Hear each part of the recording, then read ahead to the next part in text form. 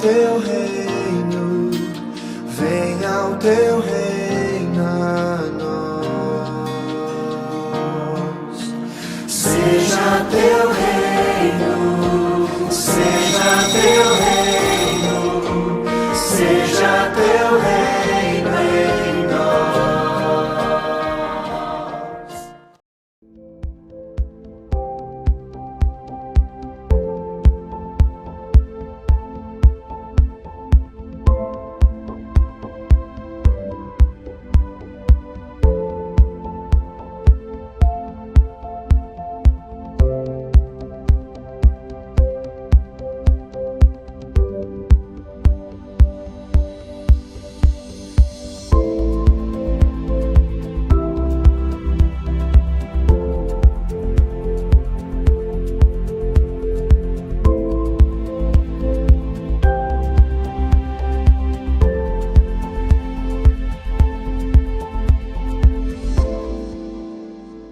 Como a gente falou na semana passada, a Bíblia foi um livro inspirado diretamente por Deus através do Espírito Santo. Ou seja, se a gente quiser compreender corretamente a mensagem que ela tem para nós, a gente tem que pedir ajuda ao seu autor. Por isso, sempre comece o estudo da Bíblia com uma oração, pedindo que o mesmo Espírito que inspirou os profetas ilumine você, para que você possa entender essa mensagem que você vai ler. Outro fator indispensável para compreender a Bíblia é a própria Bíblia. Afinal, se a gente crê que toda a Bíblia é inspirada por Deus, a gente tem que usá-la para explicar a si mesma. A Bíblia diz que toda a Escritura é divinamente inspirada e proveitosa para ensinar, redaguir, corrigir e instruir em justiça. Não caia no perigo de querer colocar as suas ideias na Bíblia. Não, seja humilde o suficiente para receber o que Deus quer dizer para você através da sua palavra. Afinal, a Bíblia é a palavra de Deus. Exatamente por isso que chamamos ela de Sagradas Escrituras. Já parou para pensar no privilégio que a gente tem de ter a palavra de Deus em nossas mãos? E mais do que isso, de termos a companhia do autor dessa palavra nos ajudando a entender o que foi escrito? A Bíblia é o único livro que a gente pode ler na companhia do autor. Que top! Tô com vontade de chorar, bicho. Sobre a importância de entender a origem das escrituras, o arqueólogo Rodrigo Silva, do programa Evidências, que inclusive você pode assistir no ntplay.com, falou algo que me deixou muito preocupado. De acordo com ele, existem muitas escolas de teologia que utilizam um método chamado de criticismo bíblico. Na verdade não, o nome é criticismo bíblico. É isso aí? É isso, né? O estudo e a investigação dos escritos bíblicos que buscam julgar, discernir imparcialmente o conteúdo destes escritos. Aparentemente, esse nome bonito não tem nenhum problema, só que quem adota esse método de estudo, ele corre o risco de enxergar a Bíblia como um livro escrito apenas por seres humanos, sem inspiração divina, ou seja, as pessoas dessa escola acreditam que a Bíblia é um livro comum, e eu quero te falar isso. Não caia nessa lorota. Na real, se a Bíblia fosse apenas um livro elaborado por seres humanos falíveis, a gente não poderia confiar nela. Sabe por quê? Porque ela não teria autoridade divina, seria apenas algo humano. Isso mostra que o nosso entendimento da origem e da natureza das Escrituras influencia e muito a maneira pela qual a gente lê e a gente trata a Bíblia. Nunca se esqueça que a Bíblia é a palavra de Deus, revelando os seus segredos aos seus servos. Lá em Amós 3, verso 7, ele diz que o Senhor não fará coisa alguma sem primeiro revelar o seu segredo aos seus servos, os profetas. A palavra revelar significa expor algo que estava escondido, ou seja, nós precisamos dessa revelação para conhecer os planos de Deus para a nossa vida. Ah, bom. A Bíblia é top demais. Nela, Deus fala em palavra humana, através de seres humanos para se fazer compreendido e entendido por nós. Ellen White afirma que a Bíblia aponta para Deus como autor. Contudo, ela foi escrita por mãos humanas e no variado estilo dos seus diferentes livros, ela apresenta as características dos seus diversos escritores. As verdades reveladas são todas inspiradas por Deus, mas estão expressas em palavras humanas. O legal de tudo isso é que Deus se valeu da escrita porque ela permite que as verdades não sejam esquecidas com o tempo. Lá em Êxodo 34, por exemplo, Deus fez questão de pedir para Moisés escrever o que ele estava dizendo para que o povo não tivesse a chance de esquecer. Um documento escrito geralmente pode ser mais bem preservado e ser muito mais confiável do que as mensagens orais. A gente pode falar com várias pessoas de uma só vez através da escrita e ele também pode ser lido por incontáveis leitores em muitas localidades e em diferentes continentes. A leitura, ela alcança diferentes contextos e tudo isso ao mesmo tempo. Isso é sensacional. Outra coisa incrível também é que a Bíblia não foi simplesmente simplesmente inspirada por um ser superior que não estava nem aí para a humanidade. Não, não. Ela foi inspirada por um Deus perfeito, que através do seu Filho se fez humano, vivendo de maneira humilde e exemplificando através da sua vida as verdades que ele havia proclamado aos profetas. A Bíblia é inspirada por alguém que se fez um de nós e que sabia exatamente o que a gente ia precisar para poder ter uma vida feliz. Ele sabia que a gente ia precisar ter conselhos, ter consolo e ter esperança nessa jornada que a gente tem aqui na Terra. Por isso, as Escrituras Sagradas, com verdades dadas por Deus expressas na linguagem da humanidade, apresentam uma união do divino com o humano. Uma união semelhante à que existiu na natureza de Cristo, que era Filho de Deus e Filho do homem. A gente pode dizer o que foi dito sobre Cristo, que na Bíblia o Verbo se fez carne e habitou entre nós. Palavra da tia White. Isso é incrível. Na Bíblia a carne se fez verbo e está à nossa disposição diariamente para a gente ler e compreender. O escritor Victor Hugo, um dos mais famosos da França, disse o seguinte: a Inglaterra tem 2 livros principais, Shakespeare e a Bíblia. A Inglaterra fez Shakespeare, mas a Bíblia fez a Inglaterra. Nossa. Diferente dos livros de Shakespeare, onde o que ele escreveu não passava de histórias da imaginação criativa dele, muito criativa e muito boa, a Bíblia, além de ser um compilado de histórias quase inacreditáveis, ela é um relato de histórias reais. Só que o fato de ser real não exime a gente da necessidade de ter fé para acreditar em tudo que tem ali dentro. Apesar de estudos e descobertas arqueológicas que comprovam a veracidade de muitas coisas que estão ali, eu e você, a gente não estava lá quando as coisas aconteceram. Por isso, ninguém dessa geração pode contar que esteve lá. No fim das contas, querendo ou não, a gente precisa ter fé para entender e aceitar os ensinamentos da Bíblia. Hebreus 11, verso 6 diz que sem fé é impossível agradar a Deus. Quando você era criança, você não confiava em tudo que seus pais falavam, mesmo sem ter experimentado antes, porque você amava eles e sabiam que eles queriam o melhor para você? Tudo de bom. Terminar tudo de bom. Eu sei que nem toda criança confia assim, né? Eu era meio danado, mas enfim, vocês entenderam. Na mesma linha, os melhores músicos, eles não apenas dominam habilidades técnicas que ajudam eles a tocar um instrumento, não. Eles demonstram amor pela música, pelo compositor, pelo instrumento, e isso faz toda a diferença. De maneira semelhante, você não vai entender a Bíblia corretamente se você for a ela com uma atitude de ceticismo ou de dúvida. Não, não. Você precisa estudá-la com espírito de amor e de fé. Só assim, né?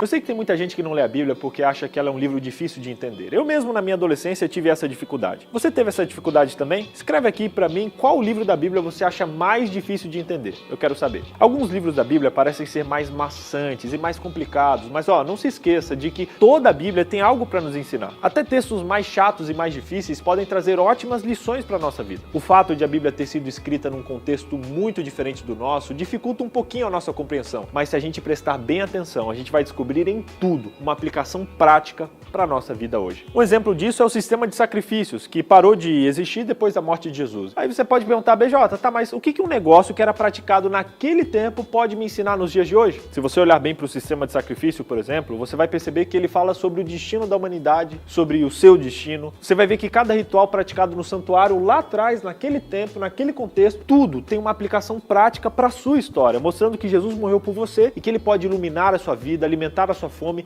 e purificar o seu coração. Mas isso aqui é assunto para outro dia. O que eu quero te dizer é que muitas coisas que aconteceram no passado trazem lições práticas para a gente hoje no presente e também no futuro. Apesar da Bíblia ter sido escrita numa cultura muito diferente da nossa, ela não é condicionada ou limitada a um tempo ou a um local específico. Não, ela permanece válida para todas as pessoas, em todas as épocas, em todo o mundo. É claro que ela tem algumas expressões locais, mas no geral, tudo na Bíblia tem um princípio que ajuda a gente a ter uma vida feliz nos dias de hoje. Por isso, leia a Bíblia e busque entender o princípio por trás daquela passagem e aplique esse princípio para a sua vida hoje. E aí vai te ajudar a entender que atitude você precisa tomar. É triste, mas é a vida.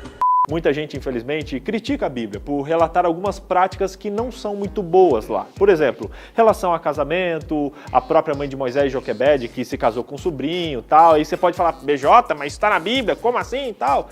Gente... Quando você está numa escola, você não vai exigir do primeiro anista o conhecimento do quarto anista. Você vai deixando, ele vai cometer alguns erros ali que são normais, lá na frente ele já tem que ter corrigido aquilo. Então Deus foi tratando com o povo assim, passo a passo, ensinando. Então algumas coisas, algumas práticas que Deus não aceitava, ele tolerava circunstancialmente por causa da ideia, da época. E depois, com o tempo, ele foi corrigindo. A verdade é progressiva. Logo, não é porque uma prática está descrita na Bíblia que ela deve ser vivida por todos os cristãos. Não. Tudo tem que ser analisado pelo seu contexto maior da Bíblia como um todo, para entender e ser tomado aí então como uma verdade prática, ok? Não vai querer tirar a conclusão de um versinho só não. Não. Olha na Bíblia como um todo. Sim. Resumindo então, primeiro, a Bíblia foi inspirada pelo próprio Deus. Apesar de escrita por homens, ela foi inspirada pelo nosso Pai. Segundo, a Bíblia explica a Bíblia. Para você entender, você precisa estudar pela própria Bíblia e pelos versos no seu contexto maior. Terceiro, a Bíblia tem conselhos para você hoje. Mesmo sendo escrita há milhares de anos atrás, a mensagem dela se faz necessária para as pessoas de hoje em dia e para o nosso futuro também. Quarto, a Bíblia é compreendida por meio da fé. Sem fé, a gente não consegue entender nem aceitar as verdades que a Bíblia traz. Espero que a cada estudo diário que você fizer nesse trimestre, o seu coração se abra mais e mais para as verdades encontradas nesse livro. Hoje, a gente não tem desculpa para não ler, porque a Bíblia está em todos os lugares. A gente não tem desculpa para não entender, porque além da internet, a gente tem pessoas dispostas a nos ajudar a entender. A gente não tem desculpa, por isso, cria vergonha na sua cara e vai na Bíblia, porque ela vai te impedir de errar e de bater a cabeça nas decisões que você faz no dia a dia. Enfim, pare de dar desculpas e se jogue nas incríveis verdades desse livro maravilhoso. Topa o desafio? Comece agora!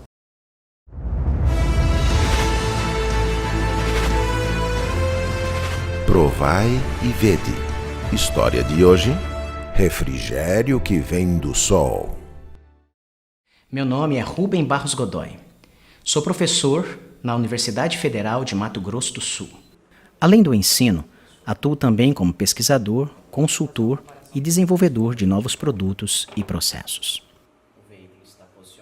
Em 2018, fui convidado a integrar uma equipe de pesquisadores que promoveria ações para amparar uma das áreas mais pobres do globo.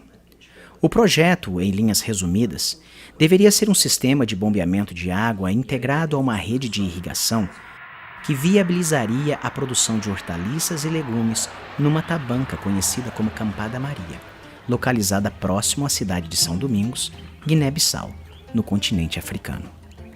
Os desafios do projeto eram muitos. Primeiro, porque precisávamos de um sistema que operasse a partir de uma fonte alternativa de energia, já que a região não é abastecida por redes convencionais de distribuição de energia elétrica. Este desafio seria superado com um conversor de energia desenvolvido por nossa equipe de pesquisadores. Também precisávamos acumular água, e para tanto, foi necessário construir uma torre que suportasse uma grande caixa d'água. De acordo com nossos cálculos, por este sistema circularia de 13 a 17 mil litros de água por dia, que além de abastecer as hortas, livraria as mulheres e as crianças de rebocarem diariamente todo esse volume em bacias sobre as suas cabeças. Os tijolos deveriam ser feitos no local pelo esforço de mulheres que arrancavam torrões de argila do solo e preparavam a matéria-prima para que os blocos fossem manufaturados. Foram esses tijolos, empilhados por mãos fortes e habilidosas, que formariam a estrutura que sustentaria a caixa d'água. Além disso, um sistema de distribuição de água foi instalado com torneiras ao longo do canteiro, tornando o manejo da água prático e eficiente.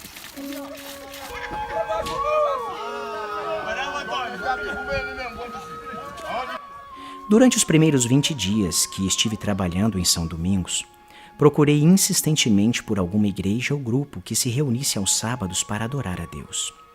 Já estava me dando por vencido, quando uma das cozinheiras que nos atendia me informou que algumas pessoas da cidade também não trabalhavam aos sábados. Correndo de um lado para o outro, num sábado pela manhã encontrei o tão procurado grupo. 2 pessoas, Jones e Antônia, que apesar de poucos, mostraram uma fé que me fez derramar lágrimas de emoção e angústia. Pude sentir que naquela sala de aula emprestada, com paredes rachadas, sem ventiladores, sem iluminação, com telhado de zinco sustentado por troncos de palmeiras, estava o pequeno grupo que mantinha acesa a chama da verdade em meio a toda aquela escuridão. De uma Deus adventista e igreja de verdade, porque Deus que ocupa o mundo domingo até sexta, sábado. Deus da igreja adventista é o Deus verdadeiro.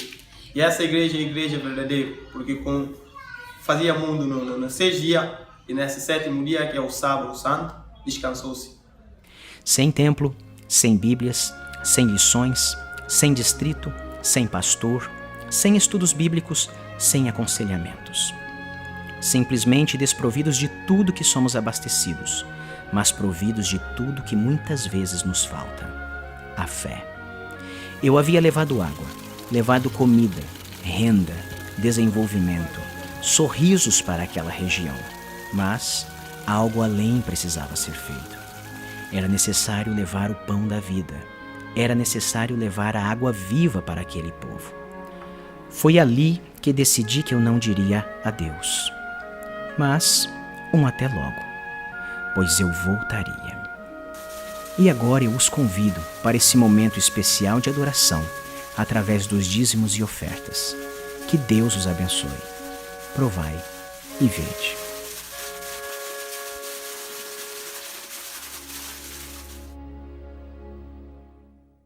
Pastor, tudo bem. Ouvi e assisti o testemunho do Provai e Vede, até aí tudo bem. Mas aí falou pra gente aproveitar o momento da adoração através dos dízimos e ofertas. Como nós vamos fazer se nós não estamos na igreja? É o seguinte, lembra que eu falei que era para você preparar esse local específico e especial para o momento da adoração com os dízimos e ofertas? Pois é, essa é a hora.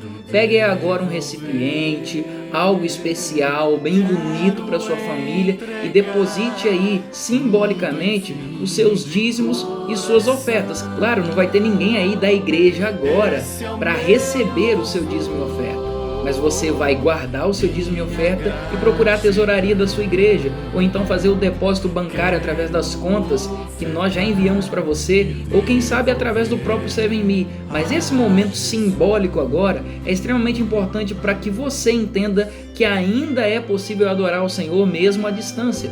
Você pode adorar a Deus, deve adorar a Deus aí agora, através dos dízimos e ofertas com a sua família. Você pode dar um pause nesse vídeo aí agora, dá uma paradinha, vai lá, busca esse recipiente, deposite ali o seu dízimo, sua oferta. É isso mesmo, pega o dinheiro, coloca ali na espécie de uma salva que você preparou aí agora para esse momento e adore ao Senhor. Isso é simbólico para as crianças e até mesmo para os adultos. Portanto, aproveite este momento para que você adore ao Senhor através dos dízimos e ofertas.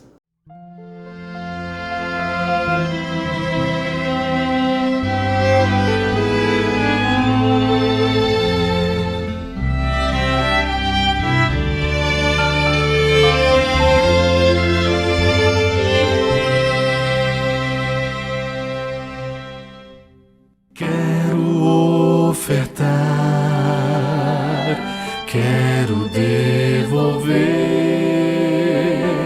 quero entregar tudo, enfim, de coração. Esse é o meu louvor, minha gratidão. Quero ofertar e devolver a Jesus.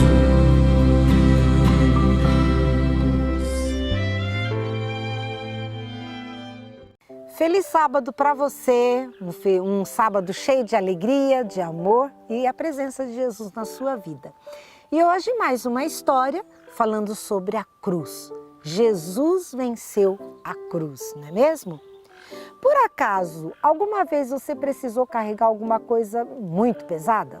Eu já carreguei muitas coisas pesadas, chega até dar dor nas costas, não é mesmo? Por exemplo, você já pegou um balde cheio de água, um de cada lado assim?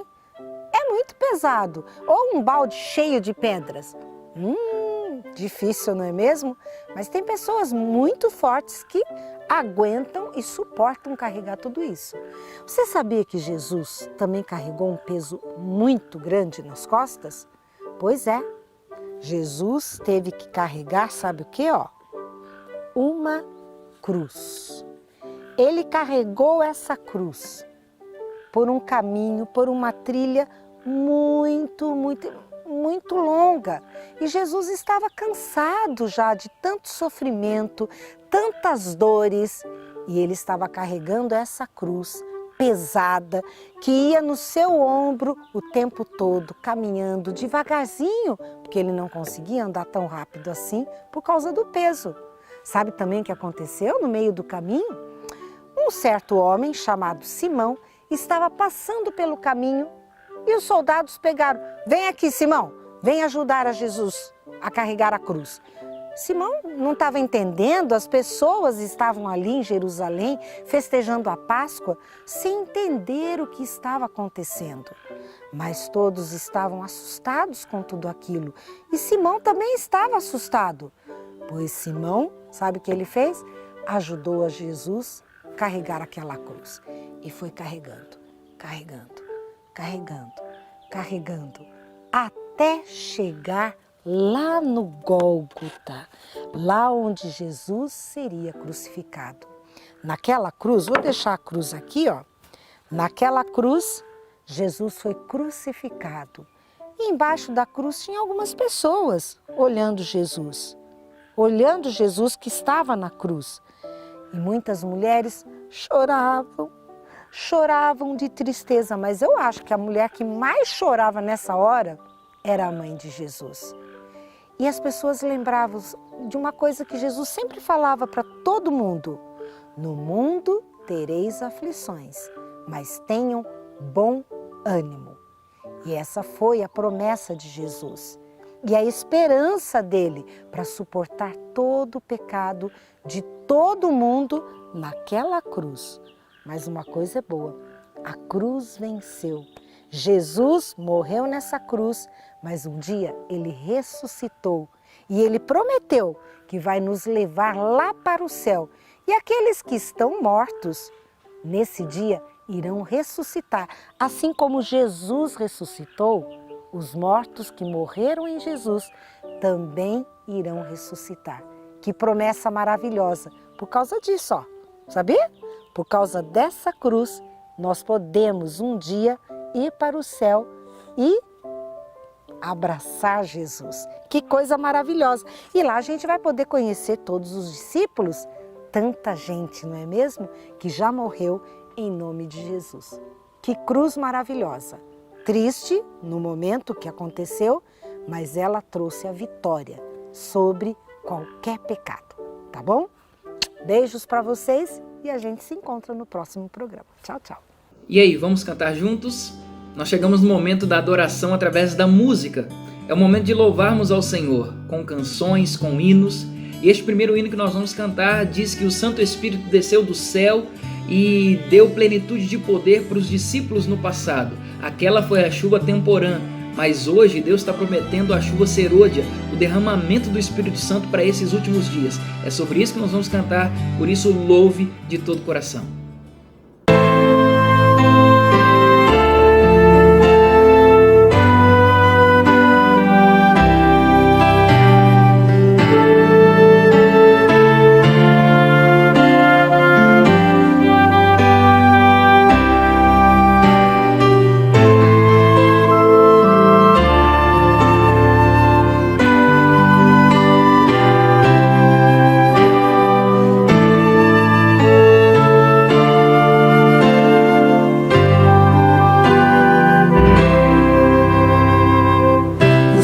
Vem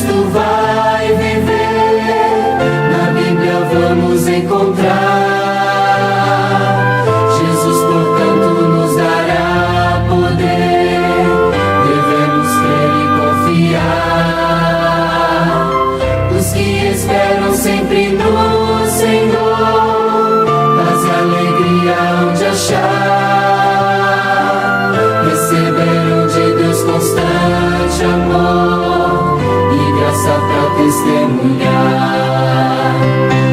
Oh Deus bendito, hoje também vem conceder-nos tua graça e teu poder.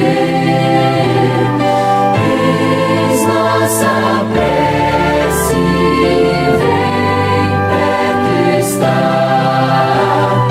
Vem tua igreja aqui reavivar.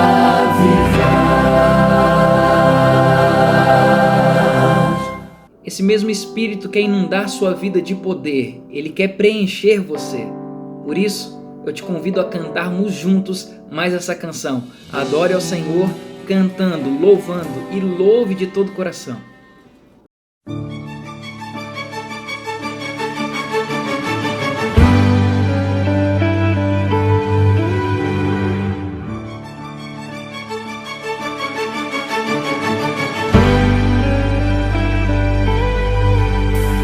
Sopra teu vento sobre o deserto sem vida.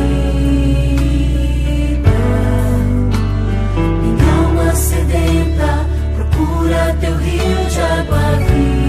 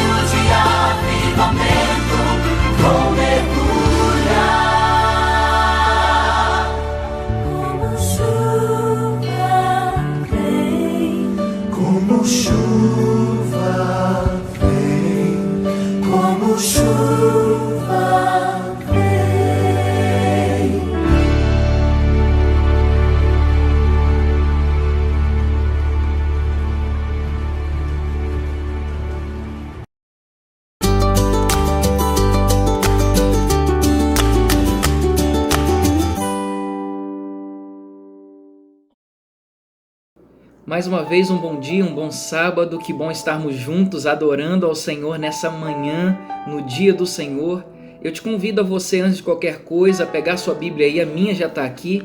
Pega aí a sua Bíblia, deixa aberta no livro de João, Evangelho de João, capítulo 14. Deixa aberto aí, João 14, verso 16. João 14, verso 16. Deixa sua Bíblia aberta aí neste texto, repito, João 14, 16. Antes ainda de nós irmos para a mensagem, eu te convido a fechar os seus olhos como você está aí agora, com a sua família. Vamos orar ao Senhor. Querido Pai, neste momento a Tua palavra será aberta. Eu te peço que o mesmo Espírito que foi derramado sobre os discípulos no passado esteja agora passeando entre nós. Que o Espírito que uniu os discípulos no passado una a cada um de nós nesse momento que estamos separados. Estamos separados, mas não deixamos de estarmos unidos no Senhor. Fale conosco de forma poderosa. Derrama o Teu Espírito Santo sobre nós. É o que oramos em nome de Jesus. Amém. O tema da mensagem de hoje é Esqueceram de mim, Espírito Santo. Nós vamos falar sobre o Espírito Santo e como o Espírito Santo tem sido esquecido por nós. Esqueceram de Mim, você sabe, é o nome de um filme.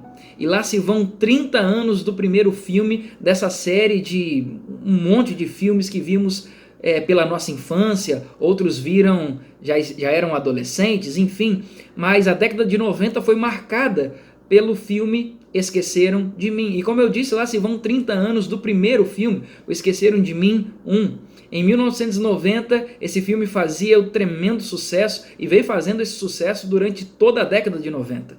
O filme conta mais ou menos, para quem nunca viu, eu acho impossível alguém nunca ter visto esse filme, mas esse filme conta a história de uma família de classe média alta, até quem sabe, que tinha planejado passar o Natal em Paris.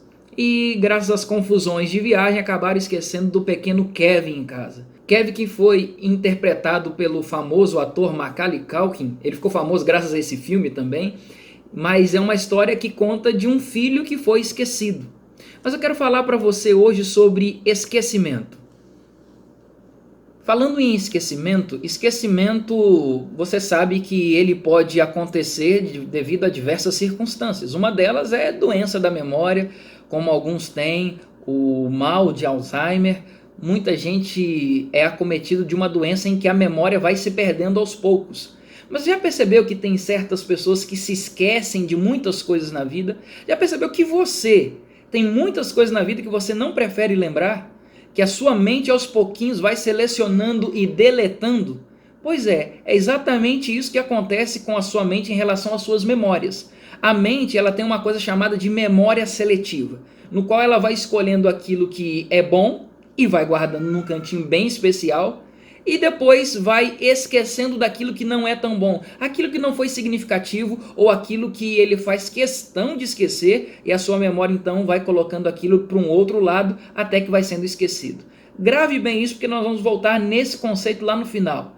A sua memória acaba se lembrando ou acaba guardando somente aquilo que é mais importante. Aquilo que é menos importante acaba sendo esquecido. Gravou isso? Isso é importante que você não se esqueça. Aquilo que é menos importante acaba sendo esquecido.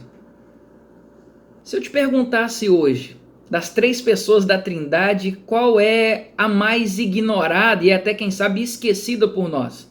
Deus Pai, Deus Filho ou Deus Espírito Santo? Certamente a resposta da maioria de nós será o Espírito Santo.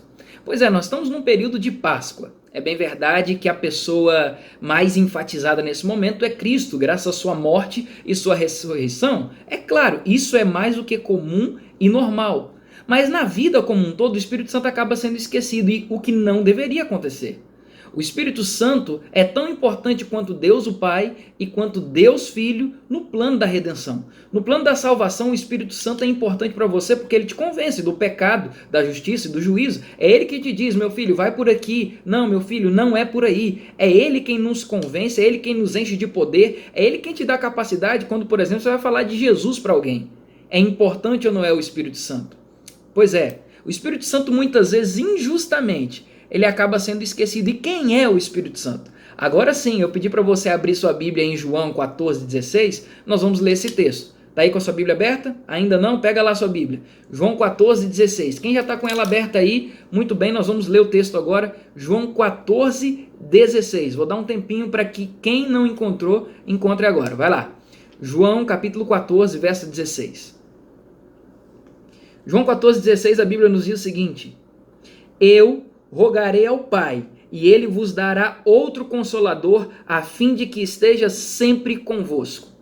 Quem está falando essas palavras aqui é o próprio Jesus.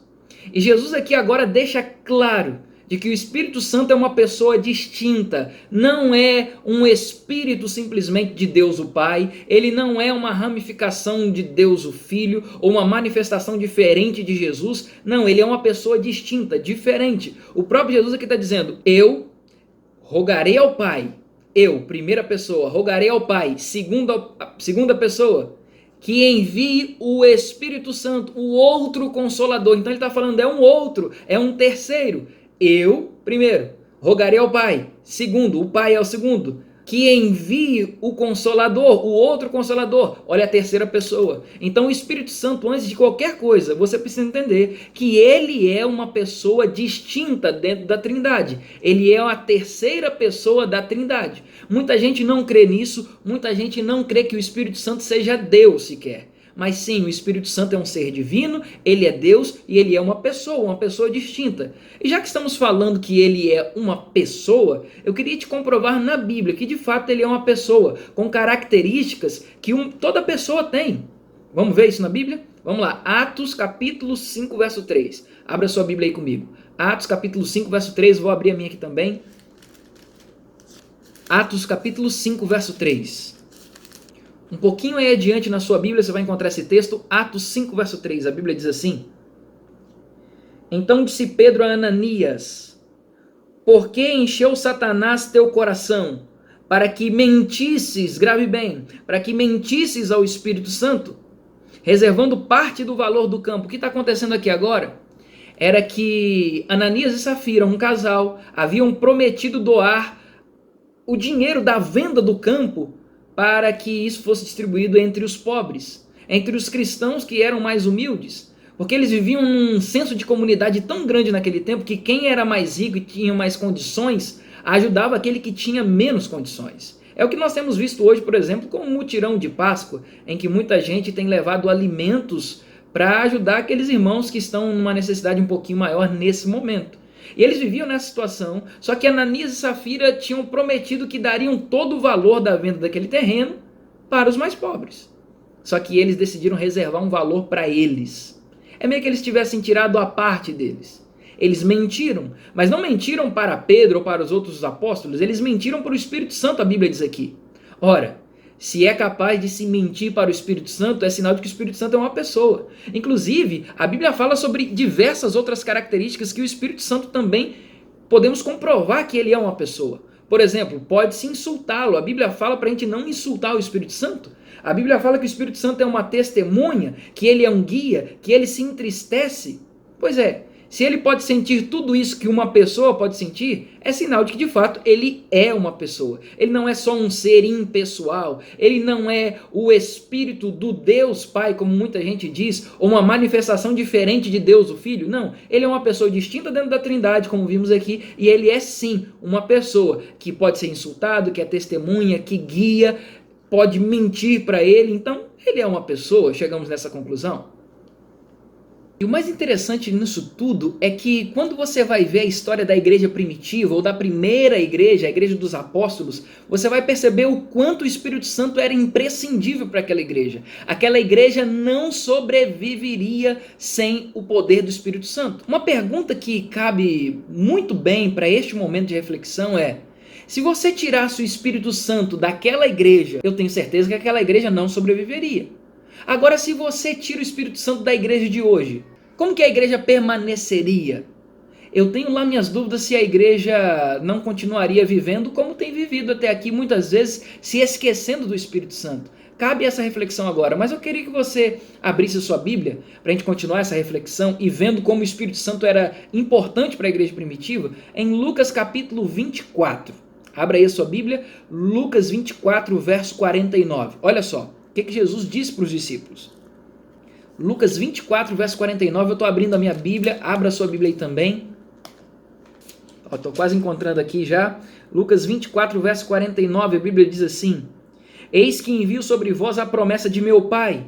Permanecei, pois, na cidade, até que do alto sejais revestidos de poder.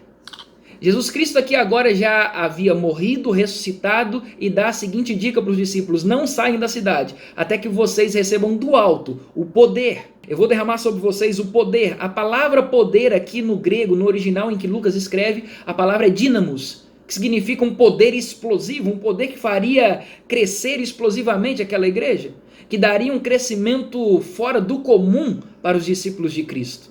Então a promessa aqui era: não saem até que vocês recebam esse poder. Quando foi que eles receberam esse poder? Acho que você já sabe a resposta, mas nós vamos conferir na Bíblia, Atos capítulo 1, verso 8. Abra lá comigo. Atos 1, verso 8, depois de João, bem aí na frente um pouquinho. Atos capítulo 1, versículo 8. Vamos lá? Atos capítulo 1, verso 8. Eu já encontrei o texto aí, você já encontrou aí? Vamos lá? O texto já está aqui na minha mão. Atos 1, verso 8, a Bíblia diz assim: Mas recebereis poder, olha a palavra poder aqui, recebereis poder ao descer sobre vós quem? O Espírito Santo. O Espírito Santo. Olha a palavra poder se repetindo aqui. E esse poder a Bíblia chama de Espírito Santo. Então, quando a Bíblia fala lá em Mateus 24, Jesus promete aos discípulos: eu vou derramar sobre vocês poder, mas não saiam da cidade até receberem esse poder. Esse poder é o Espírito Santo. Ao descer sobre vós o Espírito Santo, e sereis minhas testemunhas, tanto em Jerusalém, como em toda a Judéia e Samaria, até os confins da terra. O poder do Espírito Santo seria derramado sobre os discípulos, eles seriam poderosos em pregar o Evangelho a toda a terra. E é isso que acontece logo no início do capítulo 2, em que você pode ler comigo, acompanhe comigo. Atos capítulo 2, verso 1 em diante, a Bíblia diz assim: Ao cumprir-se o dia de Pentecostes, que era uma festa que eles comemoravam 50 dias após a Páscoa, já tinha tido esse tempo todo que Jesus já tinha morrido. Jesus morreu exatamente na Páscoa. Ao cumprir-se o dia de Pentecostes, estavam reunidos no mesmo lugar, todos eles. De repente veio do céu um som como um grande vento impetuoso e encheu toda a casa onde estavam assentados, e apareceram distribuídas entre eles línguas como de fogo, e pousou uma sobre cada um deles. Todos ficaram cheios de quê? Do Espírito Santo, e passaram a falar em outras línguas, segundo o Espírito lhes concedia que falassem. E sabe qual é o resultado disso tudo? Atos 2,41. Acompanha aí na frente agora comigo. Verso 41 desse mesmo capítulo. Então, os que lhe aceitaram a palavra foram batizados, havendo um acréscimo naquele dia de quase 3.000 pessoas. Olha o que acontece nessa cena agora como um todo. Resumindo, o que acabamos de ler nesses últimos textos é: Jesus tinha morrido, ressuscitado, e diz assim: olha, não saiam da cidade até vocês receberem um poder. E esse poder, Atos 1, verso 8, diz que é o poder do Espírito Santo. Depois que eles estavam reunidos numa casa chamada Cenáculo, eles recebem esse poder e eles passam a falar em outras línguas, nas línguas dos povos que estavam ali para aquela festa do Pentecostes, que vieram de tão longe.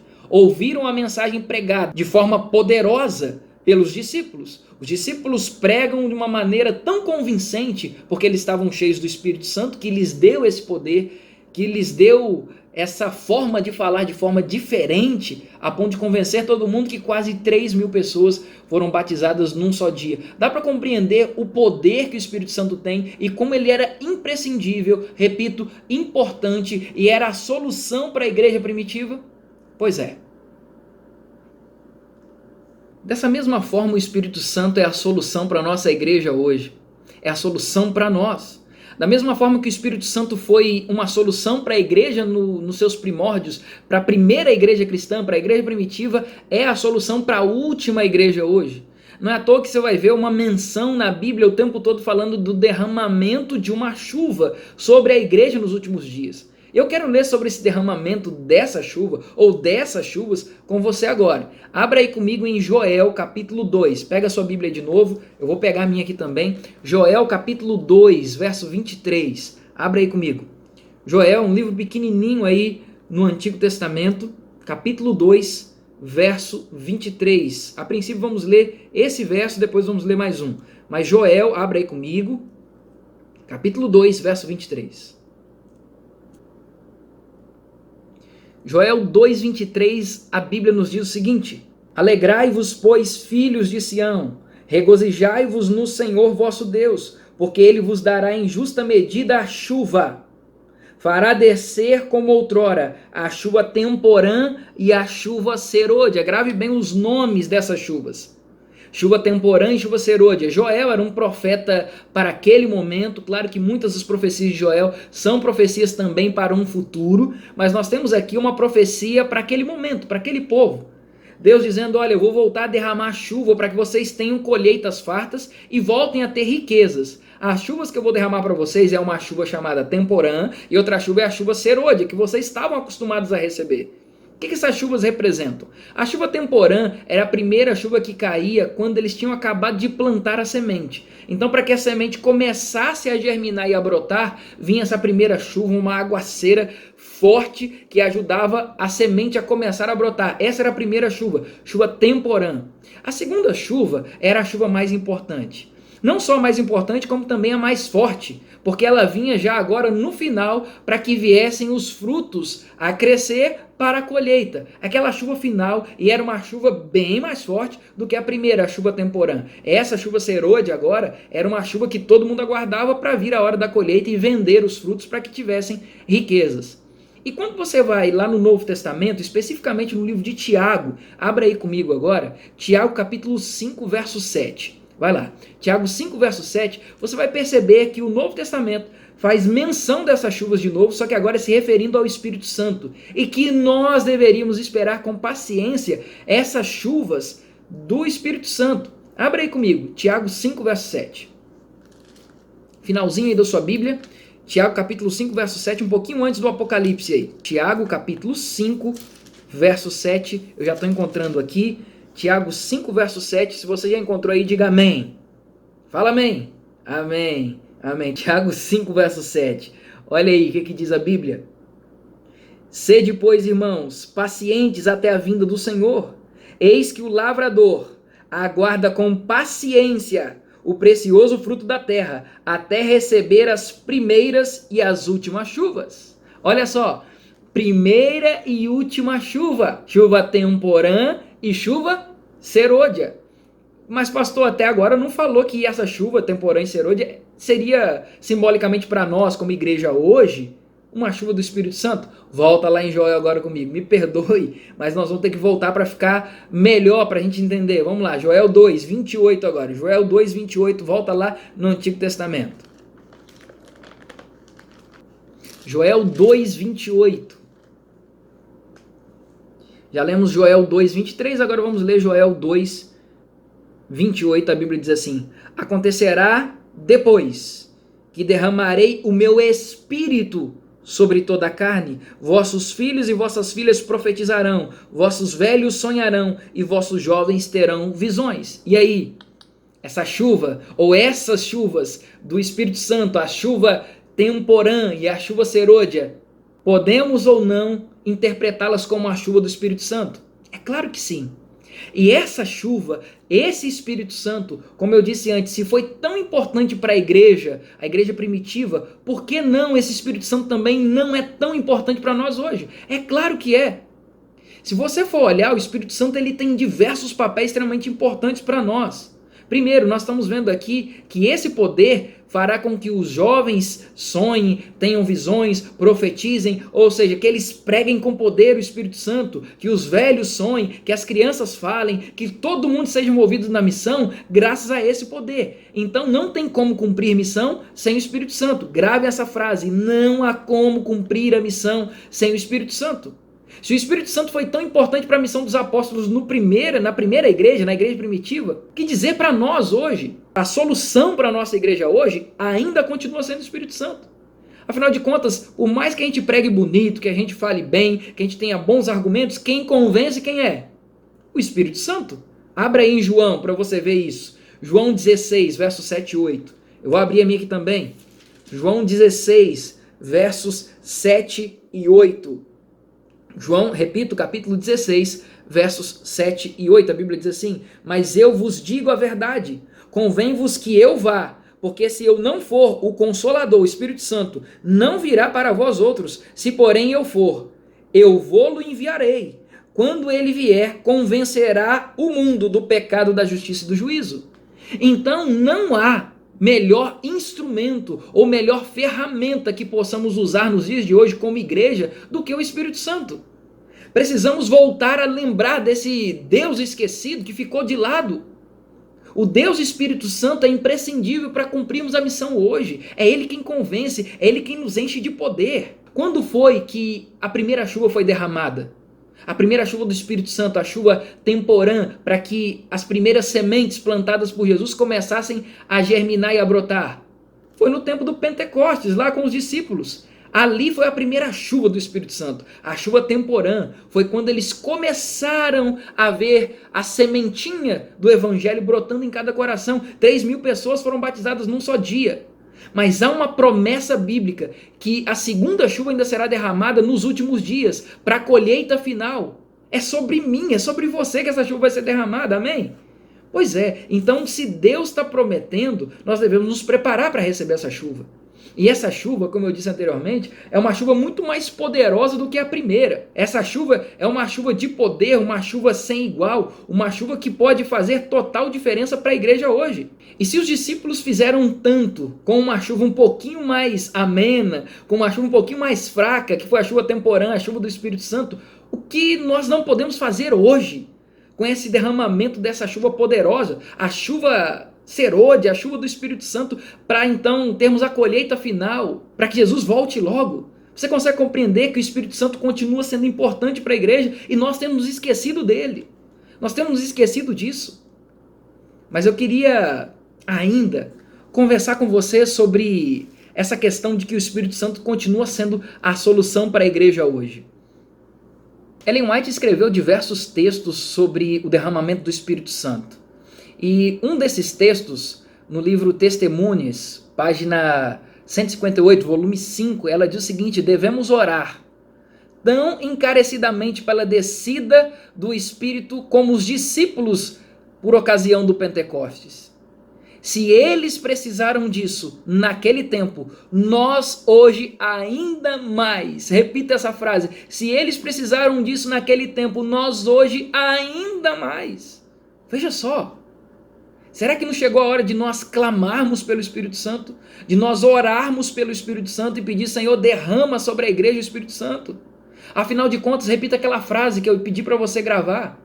Não há missão sem o derramamento do Espírito Santo. Não tem como cumprir a missão com a nossa própria força, com os nossos esforços, com os nossos métodos. Num outro texto, nós lemos ainda Ellen White dizendo que o Espírito Santo só será derramado mediante um reavivamento. Não tem como eu clamar pelo derramamento do Espírito Santo se eu não estou preparado para receber.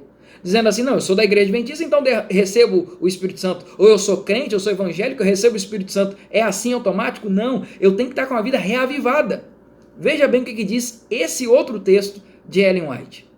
Esse texto diz assim: um reavivamento da verdadeira piedade entre nós. Eis a maior e a mais urgente de todas as necessidades. Importa haver esforço para obter a bênção do Senhor. Não porque Deus não esteja disposto a outorgá-la e dar essa bênção do Espírito Santo, mas porque nos encontramos carecidos de preparo para recebê-la. Estamos sem estar preparados para receber essa chuva. E se a gente não está preparado, não vai receber, não tem jeito. É isso que o texto está dizendo. E diz mais o texto ainda. O texto diz assim: nosso Pai Celeste está mais disposto a dar seu Espírito Santo àqueles que lhe peçam, aqueles que estão pedindo, do que pais terrenos, o estão a dar boas dádivas aos seus filhos. Olha, Ellen White está dizendo aqui que Deus está mais disposto a dar a bênção do Espírito Santo para seus filhos do que os pais estão dispostos a dar boas coisas para os seus filhos aqui na terra. E diz mais: cumpre-nos, porém para a gente receber, cumpre-nos, porém, mediante confissão, humilhação, arrependimento e fervorosa oração, cumprir as condições estipuladas por Deus em sua promessa para conceder-nos sua bênção. Só podemos esperar um reavivamento em resposta à oração. Esse texto está em Mensagens Escolhidas, volume 1, página 121. Veja o que Ellen White está dizendo aqui. Só pode acontecer um derramamento mediante reavivamento. Não tem como receber a chuva se não tiver um reavivamento. Confissão, humilhação, arrependimento, fervorosa oração são condições estipuladas por Deus, diz Ellen White. Dá para compreender? Então precisamos mudar as nossas formas de olhar tudo que está acontecendo ao nosso redor. Porque pensa comigo uma coisa. Por que eu estou dizendo tanto que o Espírito Santo tem sido esquecido por nós? Porque hoje nós somos uma igreja que tem diversos recursos tecnológicos, recursos missiológicos, temos bons professores, bons teólogos, temos diversas atividades, bons projetos, temos ou não temos? Nós temos diversos meios de pregar o evangelho, temos muitas atividades, mas sabe o que está acontecendo? Tem pouca busca do Espírito Santo. Nós esquecemos aquilo que menos importa para nós. Lembra daquilo que eu falei no início? Pois é. Hoje a gente está correndo atrás de tanta coisa, e é Semana Santa, e estratégia, e culto via satélite, culto online, culto assim, programa assim, treinamento, e é live, e faz isso e faz aquilo, e faz uma série de atividades, mas o que mais importa a gente está esquecendo, que é buscar o Espírito Santo. Aí lembra aquilo que eu falei lá no início, repetindo aqui? A sua mente, ela é capaz de guardar aquilo que mais importa e esquecer aquilo que menos importa. Se nós temos esquecido do Espírito Santo, o significado é que nós estamos dando pouca importância para o Espírito Santo. E deixa eu te dizer, se o Espírito Santo foi tão imprescindível para a igreja primitiva, continua sendo imprescindível para nós. A gente não pode se esquecer em hipótese alguma desse poder, o poder do Espírito Santo. E vou te dizer uma outra coisa. Sabe o que está faltando para nós como igreja? Pedir. Nada mais do que isso. Pedir. Ellen White, no livro Evangelismo, página 701, ela diz assim: a descida do Espírito Santo sobre a igreja ou sobre nós é olhada como estando no futuro. É, porém, privilégio da igreja tê-la agora. Buscai-a, orai por ela, crede nela, precisamos tê-la e o céu espera concedê-la. Olha só o que está dizendo em outras palavras. O céu está doido para derramar o Espírito Santo. Sabe o que está faltando? Pedir. É por isso que eu falo, se a gente continuar ignorando ou negligenciando esse Espírito Santo, nós vamos chegar num momento da igreja em que a igreja vai acabar sucumbindo.